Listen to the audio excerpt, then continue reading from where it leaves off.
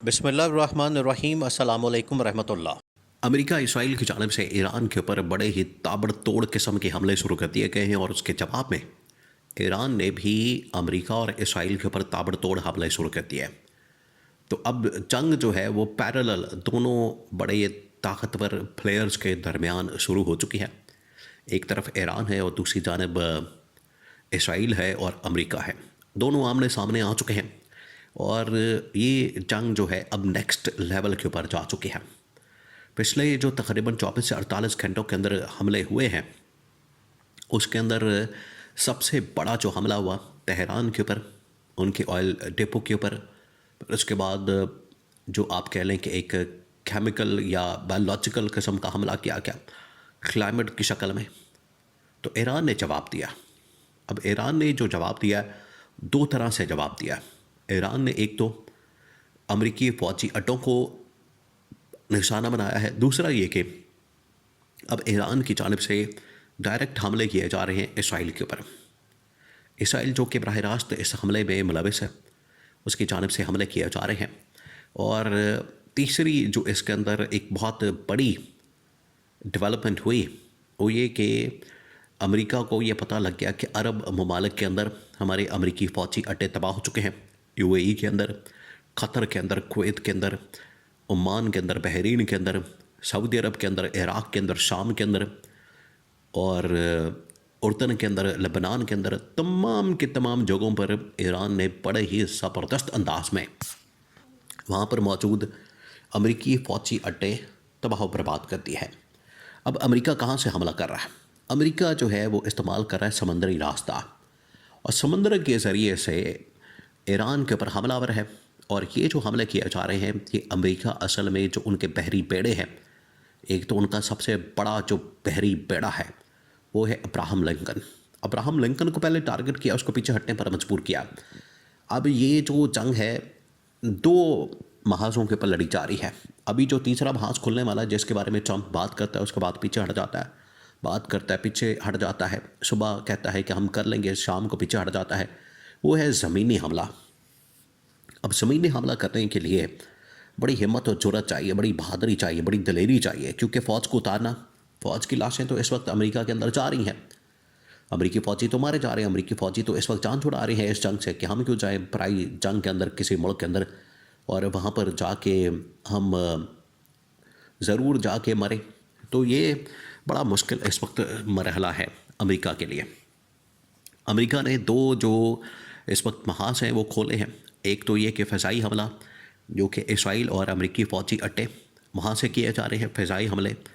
Number 2 जो दूसरा महाज खोला गया है वो है समंदर का महाज। तो समंदर के रास्ते से भी ईरान के ऊपर हमले शुरू कर दिए गए।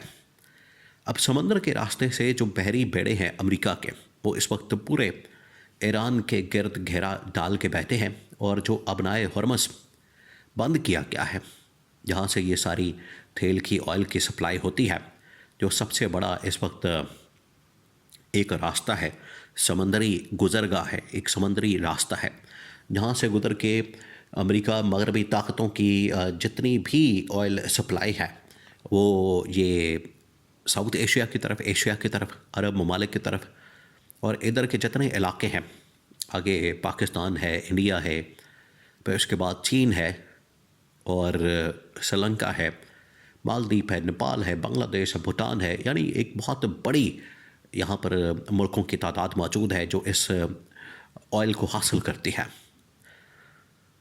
वो तो बंद है। दूसरा जो रास्ता बचता है वो फिर ऊपर समंदर का रास्ता है। अब समंदर के रास्ते में इसी वजह से अमेरिका ने ईरान को कह रहा है कि यहाँ अगर ईरान हमला करेगा तो उसका जवाब दे।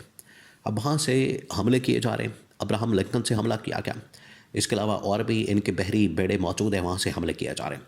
तो सबसे पहले और इसमें ईरान के नेवी के ऊपर जो डोनाल्ड ट्रंप ने दावा किया कि हमने जो ईरान की नेवी है मुकम्मल तौर पर नेवल बेस तबाह करती है। नंबर 2 एक इनका बहरी बेड़ा इंडिया से आ रहा था, ईरान एक्सरसाइज के अंदर उसने जाना था शिरकत करने के लिए, वो क्या है उसने पार्टिसिपेट किया, वहाँ से वापस आ रहा था। इंडिया ने मुखबरी कर दी और मुखबरी करने के बाद अमेरिका ने उस बहरी बेड़े के ऊपर हमला कर दिया, वो तबाह बर्बाद हो गया। उसके अंदर तकरीबन को 200-250 ईरानी मौजूद थे, सारे मारे गए, समंदर में गर्क हो गए। तो ईरान को इस बात की भी बड़ी तशवीश है, उनको इस बात की भी बड़ी फिक्र है।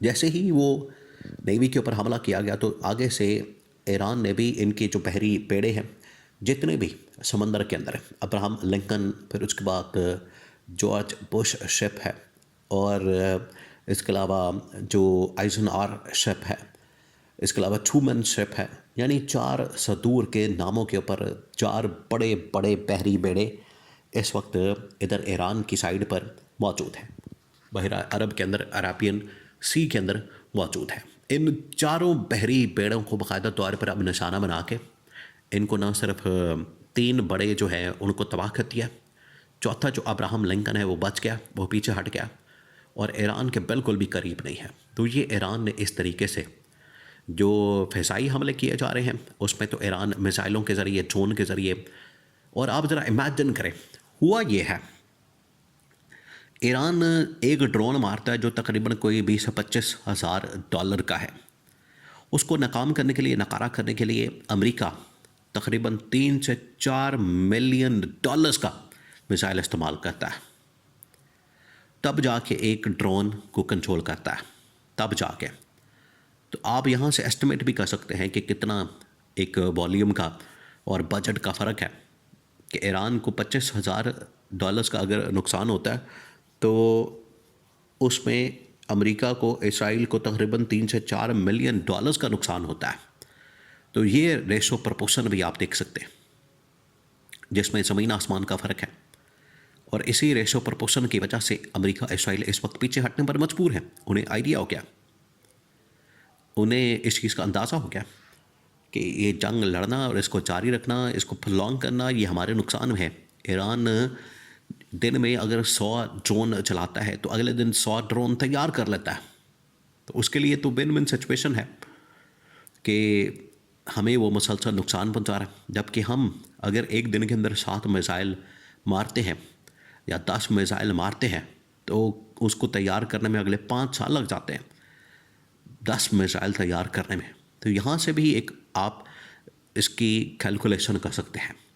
तो अमेरिका के जितने भी नेवी इस वक्त शिप मौजूद हैं इस साइड के ऊपर, वो सारे के सारे ईरान को जो घेरे में लिए हुए थे सारे के सारे तबाह कर दिए। एक बचा था वो पीछे हटने पर मजबूर हो गया।